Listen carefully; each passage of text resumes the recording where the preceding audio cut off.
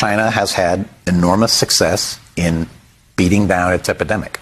We don't know what's going to happen when China tries to reopen its economy and let people go back to the factories and back to the subways and back to offices and restaurants and everything else. We don't know what's going to happen, and they're going to do it in a very slow, graduated way, but they have been in lockdown all this time.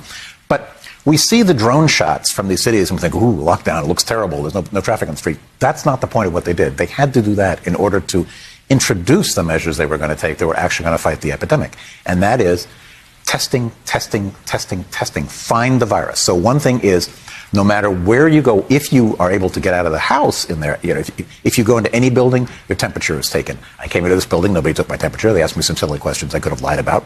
But, you get your fever taken. You get into a bus, your temperature is taken. You walk into the train station, your temperature is taken. You walk into the building, you walk back to your apartment building, your temperature is taken. And what happens if you show a fever? Then you're sent to a fever clinic. People are not sent to their own doctor's offices. Your doctor's office is dangerous. One of those tests will make you cough, usually cough or gag, and then you've infected the doctor. And then the doctor's office is out, and you've possibly infected everybody else in the waiting room. So they are sent to specific fever clinics, which the Chinese have had since they battled SARS back in 2002. They designed these and basically mothballed them. It's usually an entrance to a hospital. It's separate from the main entrance.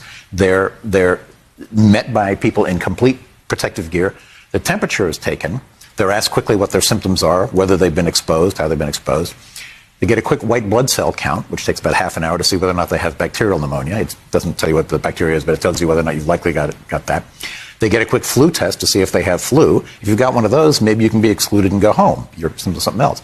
But if you don't have either one of those, then you're given a CT scan. CT scans in this country take half an hour to an hour, and they're extremely expensive things. There they have portable CT scanners. They have pushed people through those things at the rate of 200 a day. Couple of slices of the lungs, and that's all, to see whether or not there are these ground glass opacities in both lungs that are a pretty good indication of this. All right.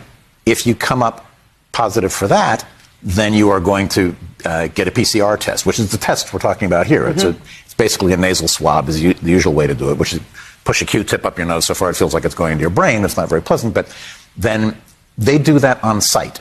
They've gotten it down to 4 hours. There's no sending it off to the state health department. So you sit and wait for it to come back. And you sit and wait. You are told, sit, a couple of yards apart from everybody else. People sitting there, it was described to me, they're sitting there with their pink envelopes with their CT scans inside them, and they're afraid of each other because they all know that they might be, they might be sitting next to somebody who's got the virus.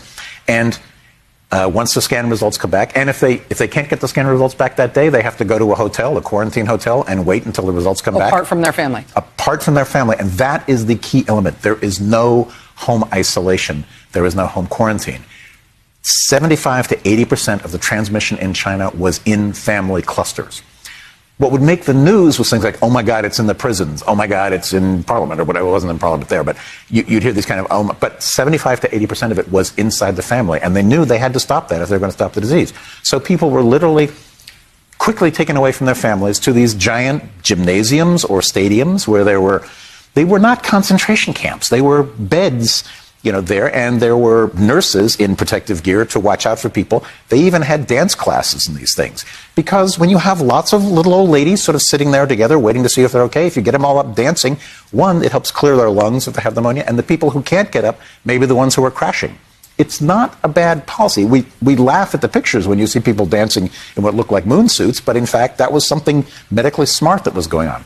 If people actually need to be hospitalized, the people who don't need to be hospitalized, who are ones in the so-called 80% of mild cases, I'm sorry I ever used that expression when I wrote that first article, because mild, when you look carefully at the study, is everything from almost no symptoms to pneumonia, but doesn't need oxygen, doesn't need hospitalization. So those are the cases. They're isolated away, and people actually sort of move through the system. Suspect cases, mild to moderate cases, and hospitalized, severe, and critical cases who are actually in hospitals. And the crucial thing about that system is break the chains of transmission, and also do what you can to keep the hospitals from getting overwhelmed. Because when the hospitals get overwhelmed, you have to say, okay, she lives, but he dies, and he dies, or whatever.